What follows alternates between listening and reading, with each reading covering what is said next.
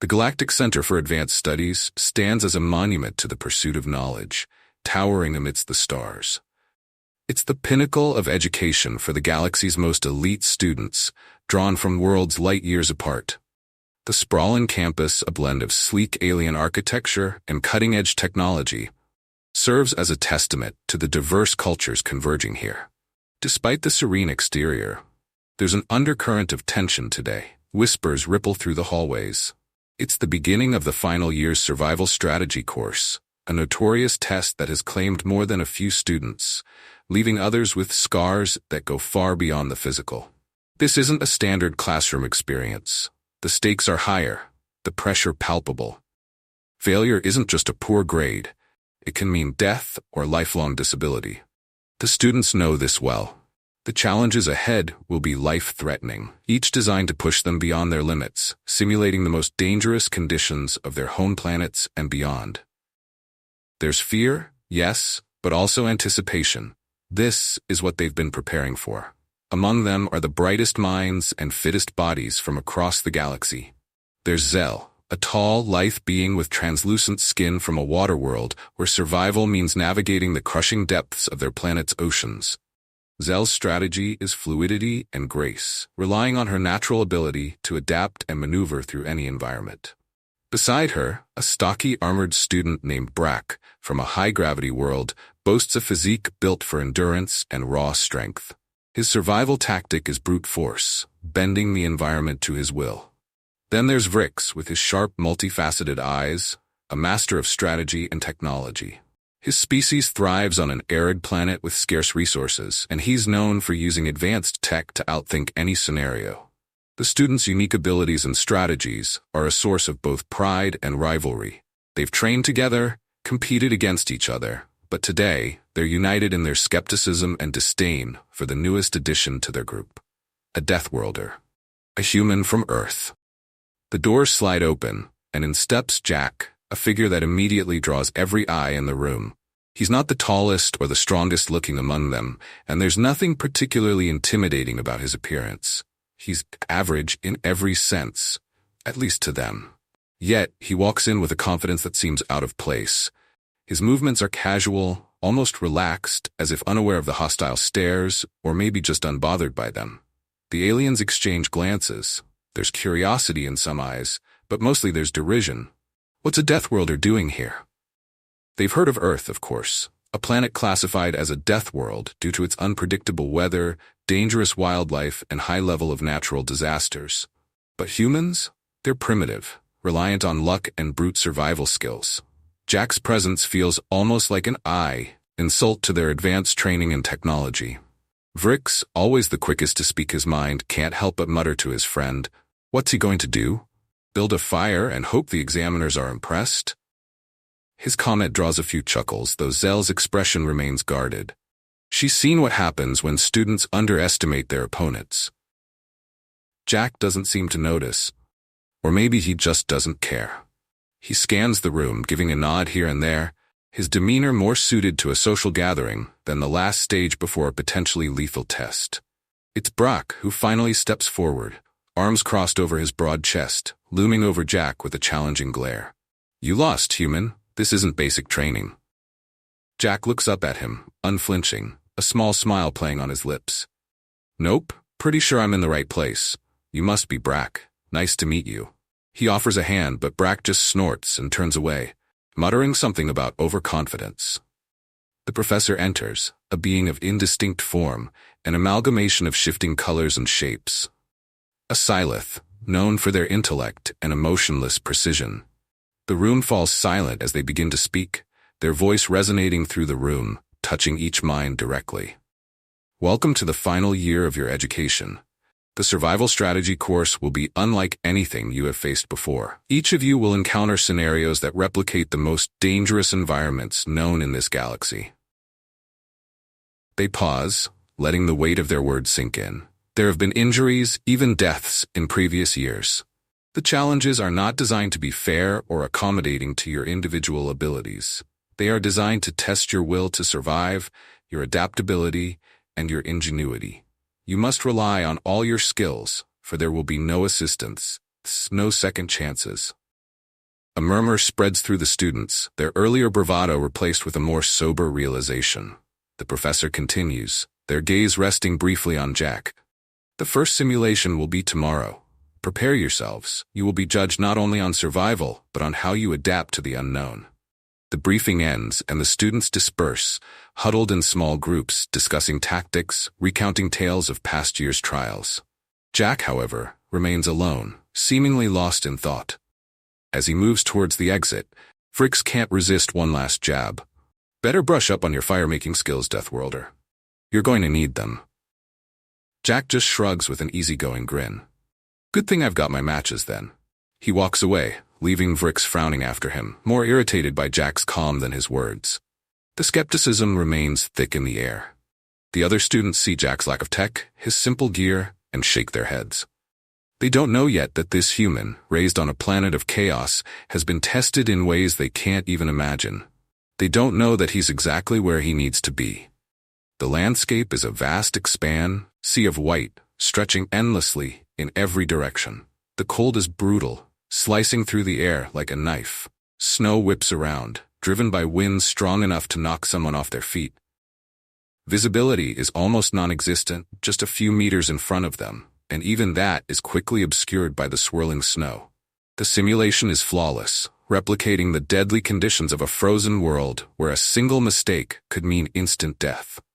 The challenge is clear.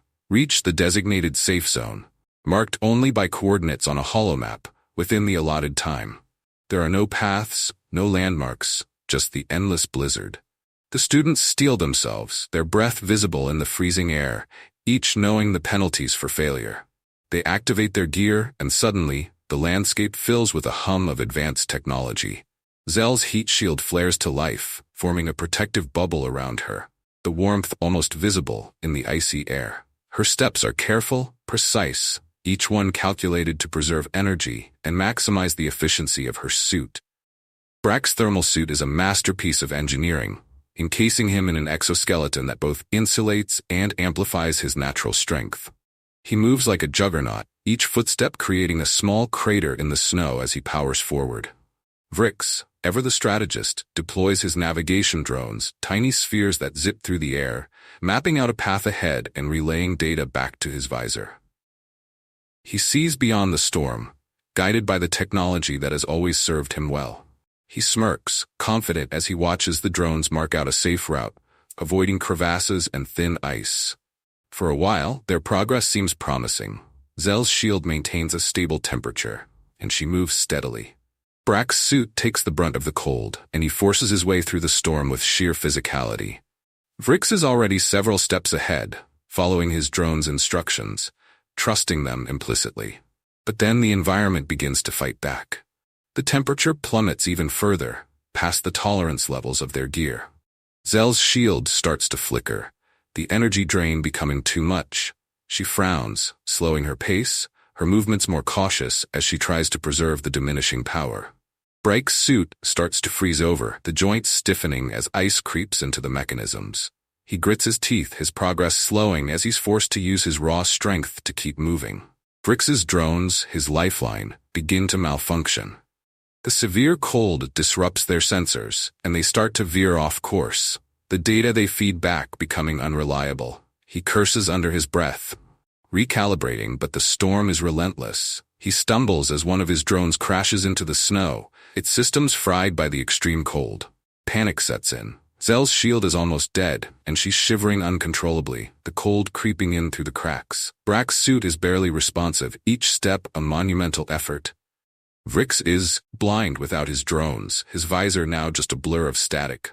He's off course, dangerously so, but he doesn't know it. His confidence is shattered, replaced by the growing fear that he might not make it. And then they see him. Jack, moving steadily through the storm, almost casually, as if he's taking a stroll on a winter's day back on Earth. There's no high-tech suit, no shield, no drones, just layers of basic thermal clothing and a determined expression. He's built a makeshift shelter from snow and ice, a small structure that's blocking the worst of the wind. A small fire burns inside, the flames dancing, defying the elements. They watch, bewildered, as he kneels beside the fire, calmly melting snow in a metal cup to drink. His movements are efficient, practiced. He's not just surviving, he's thriving. He pulls out strips of fabric and begins tying them around his boots, creating a crude but effective set of snowshoes. The alien students are stunned, their own struggles momentarily forgotten as they witness this primitive display of ingenuity. Jack stands, tests the snowshoes, and then starts moving again, each step light and quick, the snowshoes distributing his weight evenly, allowing him to glide over the snow. The fire and shelter are left behind, just temporary solutions, but they were enough to give him a brief respite to conserve his energy. He moves past Zell, who's huddled against the cold, her shield now just a faint glow. He offers a smile, a nod of encouragement, and keeps going. Brack, still fighting with his frozen suit, watches in disbelief as Jack overtakes him, the human's pace never faltering. Even Vrix, now desperately trying to reroute his systems, looks up in time to see Jack's silhouette disappearing into the storm, heading straight for the safe zone. It's not that Jack is unaffected by the cold. He's shivering, his lips blue, but he doesn't stop. He's using the environment, understanding it, adapting to it.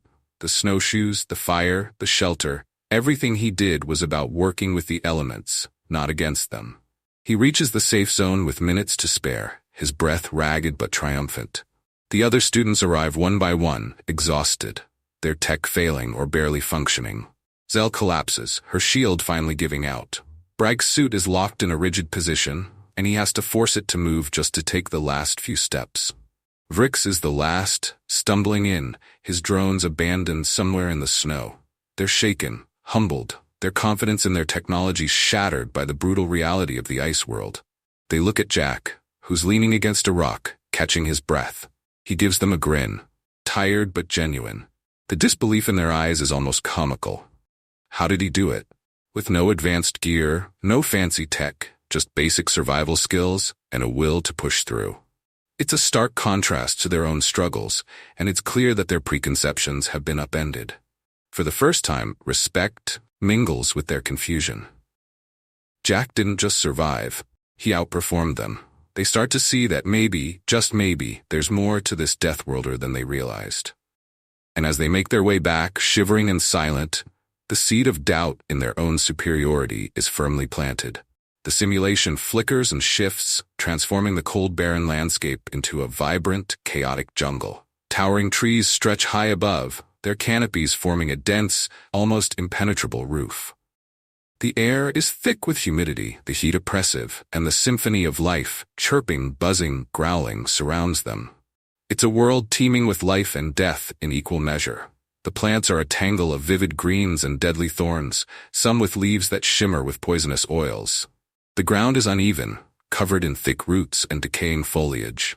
Predatory creatures, their eyes gleaming from the underbrush, move stealthily through the shadows. The students are scattered, each clutching their equipment, their faces set in grim determination. The goal is simple: find food and water, survive the predators, and last the night without being eliminated.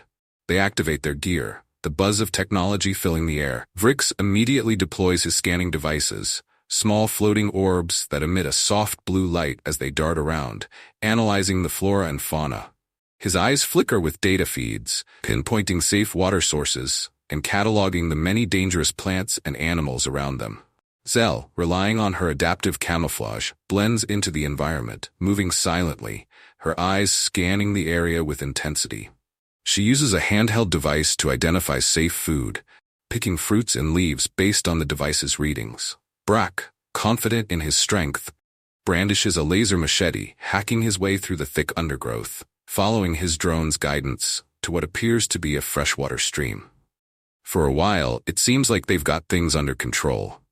The scanners guide them to edible fruits and berries, and they find a few patches of clean water. They avoid the dangerous predators which lurk just outside the perimeter set by their drones. They move with a purpose, each relying on their high-tech tools to keep them safe and provide what they need. But this world is unlike anything they've encountered. There's a strange electromagnetic interference here, almost as if the planet itself is fighting back against the intrusion of technology. One by one, the devices start to glitch. Vrix's scanners, so reliable before, begin to stutter and display contradictory data. He frowns, tapping on his wrist console, but it's no use. The devices flicker and die, leaving him blind to the dangers around him. Zell's camouflage flickers, her form briefly becoming visible as the interference disrupts the delicate electronics in her suit. She freezes, her heart pounding as a predatory beast, almost invisible against the foliage, prowls closer, drawn by the sudden movement. She activates a small repellent field, but it only lasts for a moment before fizzling out, leaving her exposed. Brack's drone crashes to the ground, its sensors overloaded.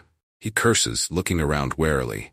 The stream he was heading towards now seems treacherous, with the water brimming with strange, dangerous-looking creatures.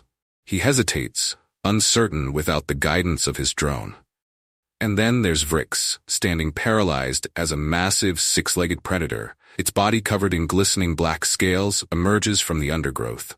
His scanner, once able to detect such threats, is now useless, its screen filled with static. The creature lets out a low growl, its eyes fixed on him. Vrix's hands tremble as he tries to back away, but he knows he's in trouble. Without his tech, he's just a target. Jack, on the other hand, is in his element. While the others were setting up their devices, he'd been scanning the jungle with his eyes, noting the layout, recognizing patterns that were eerily similar to the dense forests back on Earth. He'd collected a few leaves and berries, using basic field tests he'd learned as a child. Crushing a leaf and rubbing it on his skin, watching for a reaction, or sniffing the berries for any telltale bitter almond scent that might indicate poison. He's already built a small shelter using large leaves and vines, a temporary refuge from the heat. He's fashioned a spear from a fallen branch and some sharp stones, and a small collection of traps surrounds his camp. He's wary but calm, moving with a surety born from experience rather than technology. He spots Vrix, pale and sweating, cornered by the predator. Moving quickly, Jack picks up a handful of brightly colored berries, ones he'd tested earlier and found harmless. He crushes them in his hands, the juice staining his fingers a deep red. With a shout, he hurls the pulp at a nearby tree. The smell, sharp and acrid, fills the air. The predator, distracted by the sudden scent, turns its head, huffing at the tree, its attention momentarily diverted. Jack doesn't waste a second. He moves forward, careful to keep his movement slow and non-threatening, and helps Vrix to his feet. "Stay calm, move slowly," he murmurs. Vrix, too stunned to argue, follows Jack's lead, and they back away from the confused beast. Jack guides him to the shelter he's built, offering him a leaf-wrapped bundle of fruits and tubers. "These are safe," he says simply. Vrix hesitates, then takes the bundle with a nod of thanks, too shaken to speak. Jack, noticing the sweat on his brow, points to a vine hanging from a tree. "That's got fresh water. Cut it carefully, and it'll drain. Stay here. I'll be back." With that, he moves off into the jungle again, leaving Vrix staring after him, his mind whirling. How did the human know all this? How did he stay so calm, so prepared? He glances at the spear and the traps, realizing that Jack had been making these while they'd been relying on their now useless gadgets. Meanwhile, Jack has found Zell, huddled and trembling, as the predator stalks closer. He uses the same tactic, drawing the creature away with the smell of crushed berries, then sets up a crude but effective trap using a noose of vines. When the predator, curious, steps into the trap, Jack pulls hard, tightening the loop around its leg, enough to startle and deter it. He doesn't kill it, just buys enough time for Zell to escape. He guides her back to the shelter, where Brack is already sitting, looking equally stunned. Jack's managed to find some roots he'd dug up earlier, and he hands them out along with some water from the vines. The aliens eat in silence, watching Jack as he works, reinforcing the shelter and setting more traps around the perimeter. By the time night falls, the predators have learned to avoid the small camp, deterred by Jack's traps and the scent markers he's placed around. The students, exhausted and humbled, watch him with a mixture of awe and gratitude. Their own tech, now reduced to scrap, lies abandoned at the edge of the camp. Jack's primitive methods, his knowledge, have kept them safe and fed. Vrix, finally finding his voice, looks at Jack as he stirs the small fire he's built. "Why did you help us?" he asks quietly. Jack looks up, surprised. "Why wouldn't I?" he replies simply. "We're all in this together, right?" The simplicity of his answer leaves them silent. In that moment, something shifts. They've seen him in action, witnessed his resourcefulness, his willingness to help even when they'd mocked him before. They start to understand that his primitive methods are not weaknesses but strengths. And as they huddle around the fire, their respect for this human grows, the first bonds of camaraderie forming in the crucible of the jungle night. The simulated desert world sprawls out beneath an unforgiving sun, a vast sea of shimmering sand dunes that seem to stretch into infinity. The heat is suffocating, the air so dry that each breath feels like it's stealing moisture from their lungs. Waves of heat distort the horizon, making it difficult to distinguish what's real from a mirage. The sky is a blinding, relentless blue, with no clouds to offer even the illusion of relief. Occasional gusts of wind whip up stinging sands, and in the distance, the ominous wall of a sandstorm looms, promising chaos. The students know the challenge well. Traverse this hellscape and reach the hidden oasis, a pinpoint of life in this barren land. They activate their cooling suits, sophisticated devices designed to regulate body temperature and prevent dehydration. Tiny, intricate mechanisms hum as the suits work to keep them cool, while water synthesizers strapped to their belts start extracting moisture from the arid air. At first, the aliens seem confident. Vrix is at the head, his suit's cooling system glowing faintly, its efficiency keeping him steady as he strides across the dunes. Zell, with her keen eyesight, scans the horizon, navigating with the help of her suit's directional sensors. Brock, with his formidable endurance, powers forward, relying on his water synthesizer to keep him hydrated. But the desert is merciless. The heat intensifies, and the cooling suits, struggling against the oppressive sun, begin to falter. The synthesizers, designed for less extreme conditions, barely produce enough water to wet their lips. The electromagnetic interference from the sandstorm disrupts their systems, causing power fluctuations and malfunctions. Vrix's suit beeps a warning, the cooling system struggling as the temperature inside climbs. He grits his teeth, slowing his pace, the first tendrils of doubt creeping into his mind. Zell's sensors go haywire, the directional feed now a jumble of conflicting data. She stops, disoriented, sweat pouring down her face despite the suit's efforts. She glances at the water synthesizer, which blinks red, out of power. Panic sets in as she realizes she's lost in the vast desert, the endless dunes all looking the same. Brock, ever the warrior, presses on, but his strength is sapped by the brutal heat. His water supply dwindles rapidly, and even his great stamina is no match for the relentless desert. His steps falter, his vision blurring as dehydration sets in. He glances at the others, their pained expressions mirroring his own struggle. The realization is stark. Their technology is failing them when they need it most. Around them, one by one, students drop out of the challenge. They collapse, exhausted and dehydrated, their suits overheating and their synthesizers dry. Some cry out for help, while others simply lie down, unable to continue. The desert, indifferent and cruel, claims them without a fight. And then there's Jack. He's moving with a deliberate, measured pace, not rushing, not fighting the desert, but flowing with it. He's draped in loose, light-colored clothing, the fabric covering his skin, but allowing air to circulate. He's carrying a makeshift sunshade, a simple frame covered with light cloth, just enough to keep the worst of the sun off his head and shoulders. He travels during the early morning and late evening, resting in the shade during the hottest part of the day. Jack's eyes scan the ground, looking for signs invisible to others. Animal tracks leading towards water, a cluster of hardy plants indicating moisture beneath the sand. He finds a spot and starts digging with his hands. The sand hot and dry, but he doesn't stop. After a few feet, he hits damp sand and begins to set up a simple solar still, using a plastic sheet and a container. He covers the hole, securing the edges with rocks, and places a small cup in the center. As the sun beats down, the moisture in the sand evaporates, condenses on the plastic, and drips into the cup. It's a slow process, but it's water. Nearby, Vrix collapses, his suit dead, his lips cracked and eyes glazed. He's barely conscious when Jack finds him. Without a word, Jack pours a small amount of water from the still into a cloth and places it on Vrix's forehead, then lets a few precious drops fall into his mouth. Vrix gasps, his eyes fluttering open. Jack offers him a faint smile and hands him a piece of cactus flesh. Moist, not much, but enough to soothe the burning thirst. "Rest," Jack says quietly. "You're no good to anyone like this." Vrix nods weakly, his pride crushed but his gratitude clear. Jack stays with him, sharing the scant water the still provides. As the day wanes and the sun loses its fierce edge, Jack helps Fricks to his feet. They move together, slowly but surely, towards the oasis. As night falls, the temperature drops sharply, and the stars come out, brilliant and clear in the desert sky. Jack navigates using the constellations, his footsteps sure as he leads the way.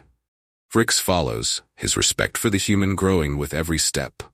This was a skill no technology could replicate, a deep, almost instinctual understanding of the natural world. They find the oasis just before dawn, a small, verdant patch surrounded by the endless dunes. Water, clear and cool, bubbles up from a hidden spring, and Jack and Fricks drink deeply, the relief almost overwhelming. As they rest, the other students begin to trickle in, those who had the strength to push through. Some stagger in, others are carried, but all are parched, exhausted, and humbled. Jack is there to greet them, offering water, showing them where to rest. He even goes back into the desert to help those who are struggling, guiding them to safety, refusing to leave anyone behind. His actions speak louder than words. He's not just a survivor, he's a leader, someone who looks out for others, even when they dismissed him as primitive. The next day, as the students gather around the oasis, rehydrating and recovering, the professor arrives. He looks at the students, then at Jack, his expression thoughtful. "You have all learned something valuable today," he says, his voice carrying over the quiet. "Technology is a tool, but it is not the only answer. True survival comes from understanding your environment, adapting to it, and knowing your limits." He turns to Jack, nodding in respect. "You've shown us that human resilience and ingenuity are powerful tools, more powerful than we realized." The students, many of whom had scoffed at Jack, now look at him with new eyes. They murmur their thanks, their respect evident. For the first time, they see Jack not as a curiosity, a death-worlder who defied their expectations, but as a peer, someone who had earned their admiration and friendship. Jack smiles his usual easygoing demeanor back. "We all have something to learn from each other," he says simply. "That's what this place is about, right?" The professor nods, and the students, now bonded by shared hardship and newfound respect, gather around Jack. The desert, once a place of trial and struggle, has become the forge that tempered their differences into unity.